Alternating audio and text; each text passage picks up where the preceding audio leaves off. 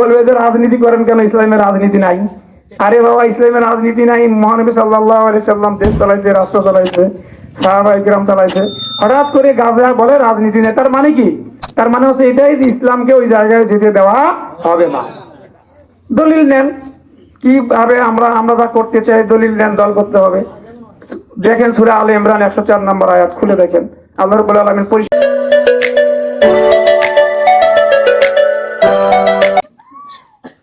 কাউকে নিচে নামাতেও আসি নাই।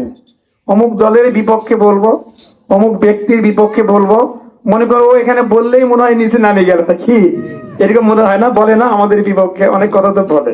কয়টা ওদিকে গেলে আলোচনা ভালো হবে না, ওদিকে যাব না, ওদিকে যাব না। আপনার আলোচনা শেষে আমাকে কমেন্ট করবেন যে আমি কি কি বললাম। আমরা কাউকে নিচে নামাতে আসি নাই, কাউকে না, কোনো ব্যক্তির বিপক্ষে বলতে আসি নাই।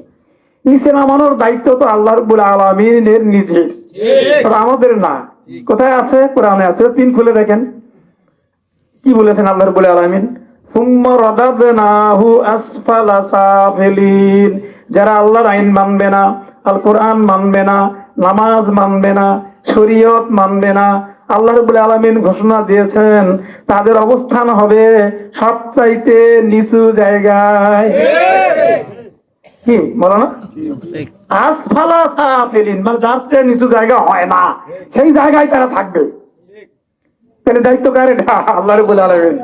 আল্লাহ আরো বলেছেন উলাইকা কাল আনআম, যারা ইসলাম মানে না, দ্বীন মানে না, ধর্ম মানে না, কোরআন মানে না, নবীর সুন্নত মানে না, শরীয়ত মানে না, তারা হলো পশুর সমান। কার সমান? আল্লাহ এটাও খুশি হন না, না না, পশুর সমান না, বাল হুম আদল, বরং পশুর চেয়েও তারা নিকৃষ্ট। কোরআনে বলা হয়েছে, কোথায় বলা হয়েছে এটা? কোরআনে। তাই আমাদেরকে কি ওদেরকে টেনে হিঁচড়ে নিচে নামানোর দরকার আছে বলেন তো? কি দরকার? এই দায়িত্ব তো আমার না। আমার দায়িত্ব হচ্ছে আল্লাহ যা বলেছেন এটা বলা আপনাদের সামনে। আমার কি দরকার? তাহলে আল্লাহর কথা অনুযায়ী তারা এখন নিচে নামছেন, উপরে উঠছে, আল্লাহ ভালো জানেন। 16-17 বছর ধরে আমার মতো নগণ্য মানুষ, আমার বাড়িতে শালটি পশ্চিম পাড়ায়, আমার মতো নগণ্য মানুষ 16-17 বছর ধরে মানে বের হলে খালি আমাকে টের পায়। আমি তো আরে এত সন্ত্রাসী চাঁদাবাজি দীর্ঘক্ষণ করে ঘুরে বেড়ায়, এদেরকে দেখতে পাও না? এই পীরগঞ্জে শুধু মৌলানা মিজানুর রহমানকে দেখতে পাও তোমরা পুলিশরা, আর দুনিয়া দেখতে পাও না। টানা হেঁচড়া কত কি করেছে, ওদিকে যাবো না। কিন্তু আমরা তো টিকে আছি নাকি বলেন? আছি, ইনশাআল্লাহ টিকে আছি। এখন যাদেরকে নিচে নামানোর ঘোষণা কোরআন মাজিদে দেওয়া আছে, কোরআন মাজিদের কোনো কথা কি অসত্য হবে বলেন তো? তো তারা নিচে নামছে না নামে নাই বলেন? আমাকে বলা লাগবে? এমন এমন নামছে যে আমার মনে হয় বিগত 1 বছরে, এই 1-1.5 বছরে এই বাংলাদেশে অনেক সন্তান, মেয়ে সন্তান জন্মগ্রহণ করেছে, করে নাই? করেছে। আমরা নেট সার্চ করে দেখেন, হাসিনা এই নামটা কোনো মেয়ের নাম বাংলার কোন মানুষ তার মেয়ের নাম রাখে নাই। ঠিক আছে বলেন? রাখে নাই, একটা মানুষও রাখে নাই। কেন রাখে নাই? মানে আল্লাহর যে হুকুম যে তোমাকে নিচে নামতে হবে, আবার যদি কেউ ওই কায়দায় যদি পা বাড়ায়, তাহলে ওকে কি জামাত ইসলামের লোকজনকে টেনে হিঁচড়ে নিচে নামাতে হবে?